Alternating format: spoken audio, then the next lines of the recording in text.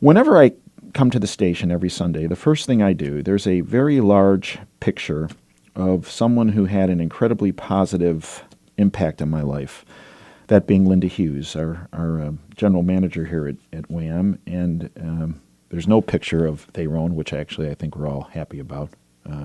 It's tough enough seeing him in person, let alone a picture of him around. But every time I come into the station, there's this large picture of Linda. And for those of you not familiar, Linda passed away from metastatic breast cancer last March.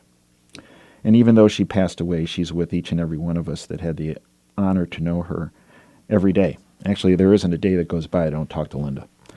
And some days she talks back to me, actually. Some days not so much. But some days she does. Today she did, actually. What I do every time I walk in the station is I give her a fist pump. And I look at her picture and say, I'm going to try to do what you would have done. Once a month, I go to her office and sit in her chair. It's very inspiring to me to do that. And sometimes before a really important segment, I do the same. And after the last segment, I walked down the hall, and Derek, my wingman, looked at me and said, uh-oh, Dave's going to Linda's office. Something's coming. And I did, and I sat in her chair and was inspired, as I always am. And then I went and gave her a fist bump again. So here we go. Alexander Solzhenitsyn said the following: "In keeping silent about evil, and bearing it so deep within us that no sign of it appears on the surface, we are implanting it, and it will rise up 1,000-fold in the future. When we neither punish nor reproach evildoers, we are not simply protecting their trivial old age. We are thereby ripping the foundations of justice from beneath new generations." Bottom line, folks, we are at a crossroads in our country. And there is a decision that's going to come forward this week that is about not just the freedom of a patriot, but the freedom of every American and the future of our country. The title of this segment is General Flynn, The Persecution of a Patriot. Judge Sullivan is presiding over the General Flynn case. He is a very interesting individual. If you read one of my favorite books, License to Lie, by Sidney Powell, one of our country's best, brightest, and most courageous litigators. Actually, Judge Sullivan is not only mentioned in that book, but he is depicted in that book as her and our country's judicial hero. Why is that? Because in that book, which is a phenomenal book and everyone should get it, License to Lie by Sidney Powell, she is the actually attorney now for General Flynn. In that book, she speaks about how the Department of Justice can be used to destroy people who are innocent. But then there are individuals who rise to the top and make a huge difference. Judge Sullivan, in her book, is that judicial hero. Judge Sullivan has an incredible track record. He stood up for the rule of law and against the deep state in 2009 in the Senator Ted Stevens case. I take you back to April 7th, 2009. Headline: U.S. Judge dismisses former Alaska Senator's corruption conviction. A federal judge today exonerated former Alaska Senator Ted Stevens, dismissing the corruption conviction that cost the veteran senator his seat in launching an investigation into prosecutorial missteps that plague one of the most high-profile public corruption trials in recent history. The ruling comes 6 days after the U.S. Justice Department admitted its attorneys had withheld potentially exculpatory evidence from Stevens' attorneys and asked Judge Emmett Sullivan to throw out the conviction. From Judge Sullivan at the time, quote, "In nearly 25 years on the bench, I've never seen anything approaching the mishandling and misconduct that I've seen in this case," end quote. Well, unfortunately, it's back to the future for Judge Emmett Sullivan in our country.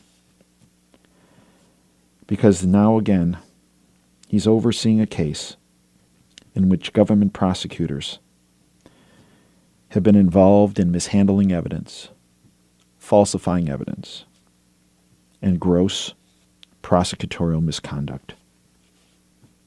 I think Judge Sullivan at the time probably felt that, and this is kind of the Dave Jandis philosophy, that if you find a problem and you root out those individuals that are the cause of that problem, if you make it uncomfortable enough for them, that the hope is that they're never going to do it again. Well, they're doing it again, only this time with General Flynn. And if it was not for Sidney Powell, this case would already be over. And if it were not actually for Judge Sullivan asking for more and more information, this case would be over. There's a decision that's going to come through this week. And once again, Judge Sullivan is faced with a similar situation when it comes to the prosecution. You see, folks, on one hand, Judge Sullivan's decision can be based on upholding the rule of law, the Constitution, and the principles that this country was founded upon.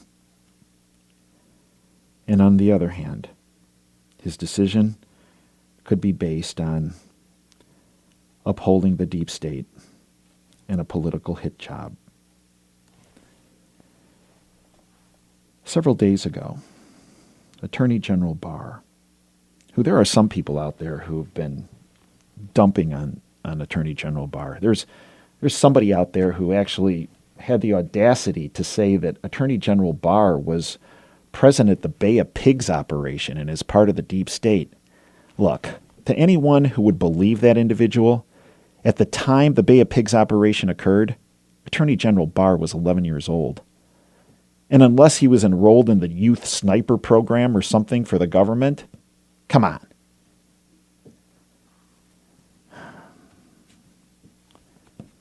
But that's what you have to face when you have deep state dweebs that rely on slander and libel and character assassination to try to advance the deep state agenda, because that's what they resort to. But Attorney General Barr was recently at the Federalist meeting, and he said this on Friday night, and I want Derek to play this for you. Derek, hit it.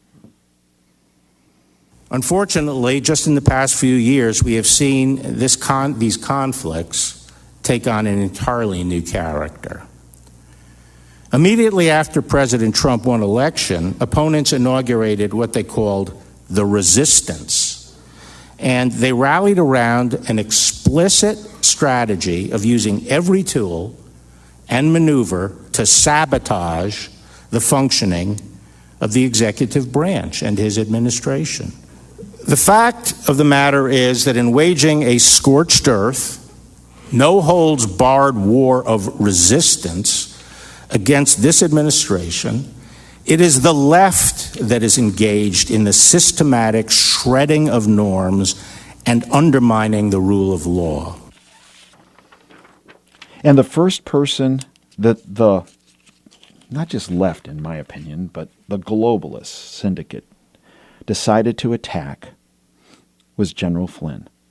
And we've outlined before why that's the case. During the Obama administration, he was the one who blew the whistle that the Obama administration was weaponizing that benevolent organization that had become ISIS. They didn't want General Flynn anywhere near the presidency. He was actually, can you imagine, talking about dismantling the intelligence agencies and their funding and how the military was getting funded. Imagine the audacity of that. You see, the deep state panicked, and they had to get rid of him. But here's something they didn't count on. It has been the tenacity of General Flynn his family. And if you didn't hear the segment I did with Barbara Flynn Redgate, General Flynn's sister, last Sunday, what we did is we took that interview and we made it public on YouTube. I suggest you go there.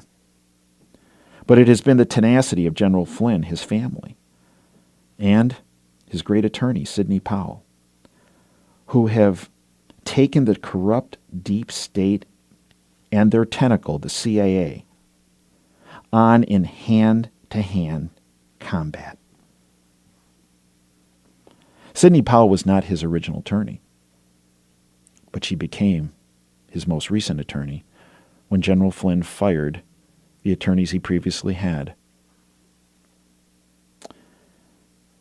I don't think General Flynn was very well served by those previous attorneys, but boy is he well served by Sidney Powell.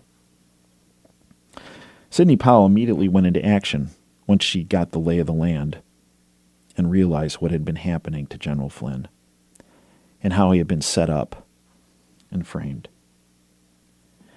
In mid-September, Sidney asked for what's called an ex parte meeting. In other words, a meeting with Judge Sullivan without the prosecutors present. I know from my legal sources that when a defense attorney asks for an ex parte meeting with a judge, usually that is not granted. But Judge Sullivan, who could well have already smelled a rat when it came to the prosecution, based on what he had done as far back as 2009, granted that meeting. And at that meeting, apparently Sidney Powell presented some information to the judge about evidence that could well have been hidden by the prosecutors that would have shown General Flynn's innocence. This is very similar to what happened in the Ted Stevens case 10 years before. That happened, that meeting, in mid-September. By September 27th, the lead prosecutor, someone by the name of Deborah Curtis, was removed from the General Flynn case. And she was also removed from the Department of Justice. Why? It's never been published. It's never been discussed. There are some theories. I find it interesting that Deborah Curtis was the attorney who accepted evidence from a whistleblower back in 2015 that showed that the government was illegally surveilling other government officials, judges, and other American citizens. I find it interesting that that information that was presented to Deborah Curtis at the time, as well as James Baker, the then general counsel of the FBI under Comey, was essentially deep-sixed at the time. Reportedly, through a couple investigative journalists, Mary Fanning and Alan Jones, some of that information that was turned over to Deborah Curtis in 2015 involved the documentation of the illegal surveillance of Donald Trump and General Flynn that had been occurring for years, along with judges and American citizens. In October, Sidney Powell filed what was called a motion to compel. A motion to compel is where you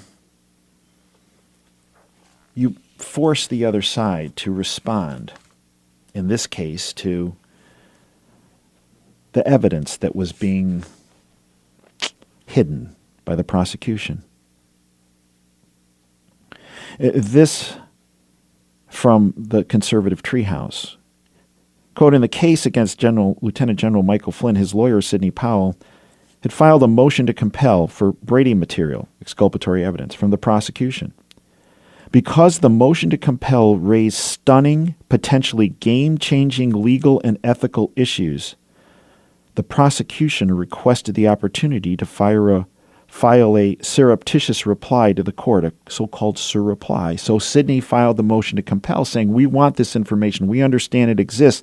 This shows our client's innocence. And how did the prosecutors respond? They responded. Quote, the prosecution argues it had no obligation to tell the target, General Flynn, about any material favorable to the defense while the prosecution was piling on pressure to generate a plea agreement. And as we know from Barbara Flynn Redgate, that pressure is that if you don't file a plea agreement right now and plead guilty to lying to the FBI, even though the FBI agent said you didn't lie, well, we're going to not only prosecute you, we're going to prosecute your kid.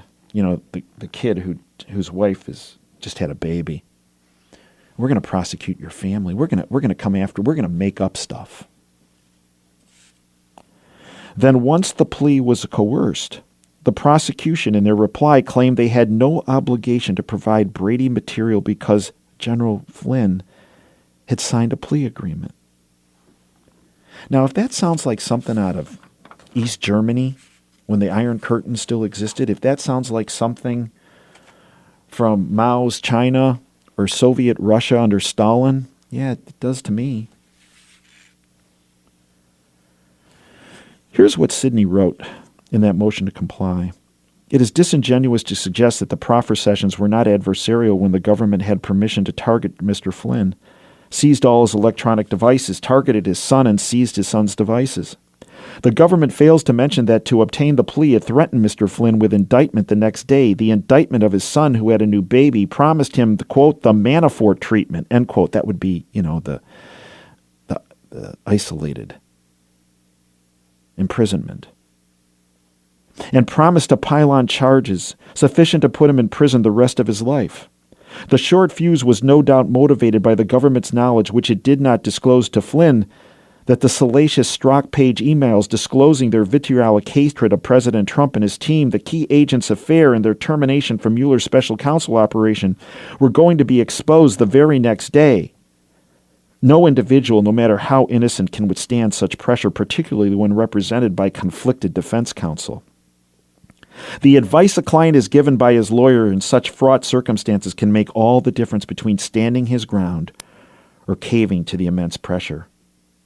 Mr. Flynn caved not because he is guilty, but because of the government's failure to put its cards on the table, as Brady requires, and its failure to ensure that Mr. Flynn was represented by unconflicted counsel when he was forced to make that decision. That was before Sidney Powell was involved. The conclusion of that motion to compel, in conclusion, yes, the government engaged in conduct so shocking to the conscience and so inimical to our system of justice that it requires the dismissal of the charges for outrageous government conduct. However, as fully briefed in our motion to compel in reply, at this time, Mr. Flynn only requests an order compelling the government to produce the additional Brady evidence he has requested in full and unredacted form, and in order to show cause why the government should not be held in contempt. At the appropriate time, Mr. Flynn will file a separate motion asking that the court dismiss the prosecution for egregious government misconduct and in the interest of justice. Mr. Flynn is entitled to discovery of the materials he has requested in these motions and briefs that will help him support such a motion. Well,